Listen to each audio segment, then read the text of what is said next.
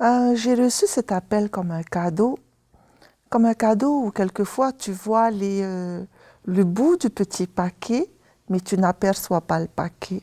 Je suis encore en train de le déballer, je suis encore en train de l'apprécier.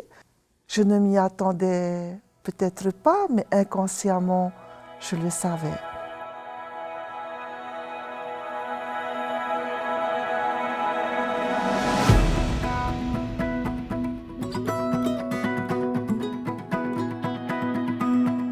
Cet appel m'est venu au plus profond, me rappelant que je suis avec toutes ces personnes qui sont là en bénédiction et que maintenant je me mettais à l'horizon, je les rejoignais, tous ces évangélistes, pour pouvoir être ces témoins et ces semeurs de bénédiction.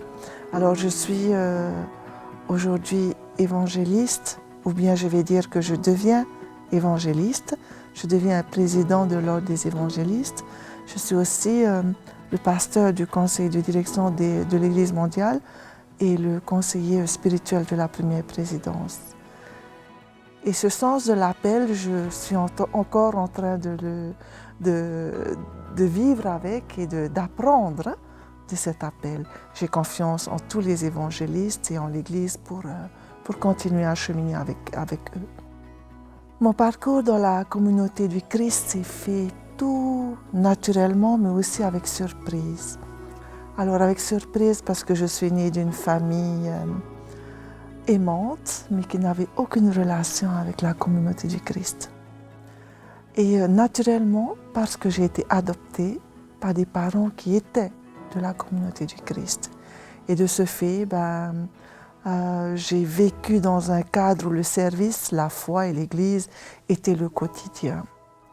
Donc je suis dans l'Église par famille, mais aussi par un engagement parce qu'au fil du temps, j'ai dû réfléchir à ma propre voie. Et c'est venu après une conférence mondiale ici où je me suis posé des questions. Je me suis dit qu'on était au-delà de la Polynésie, qu'il y avait une famille bien plus grande. Et qu'est-ce que moi, je devenais dans ce grand monde, ma foi, mon discipulat. Et j'ai commencé à avoir plein de questions. Et c'est avec ces questions qu'au lieu de simplement être membre de cette église par ma famille, j'ai trouvé ma propre voie. Donc voilà un petit peu mon petit parcours, comment j'ai été un membre de cette église et vécu à l'intérieur, grâce à la communauté et à l'amour immense de cette communauté aussi. Alors dans ce monde, je vois des paradoxes. Par exemple, nous sommes plus proches les uns des autres, mais en même temps, nous nous séparons de plus en plus. Je vois que nous nous protégeons, mais en même temps, nous nous brisons. Et donc, c'est dans ce monde en mutation avec tous ces paradoxes que je vois ce challenge, ce défi.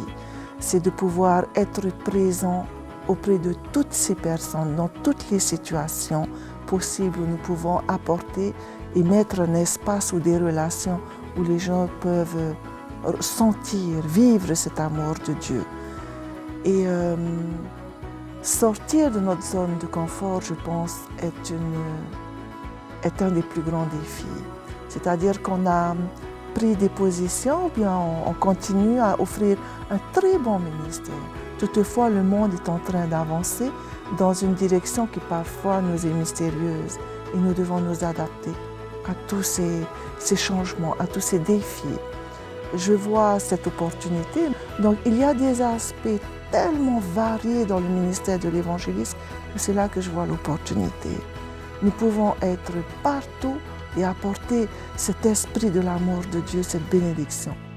Je pense que l'espoir est là, sera toujours là, que c'est à nous à le déclencher, que c'est à nous à pouvoir le partager, que l'espoir est là lorsque on choisit d'aimer au lieu d'haïr.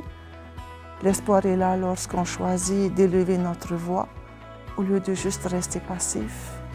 L'espoir est là lorsque on choisit d'être courageux et de pouvoir parler et de pouvoir agir dans un monde qui nous demande de faire le contraire. La mission est de pouvoir l'élever, la proclamer, la faire éveiller dans la vie des gens.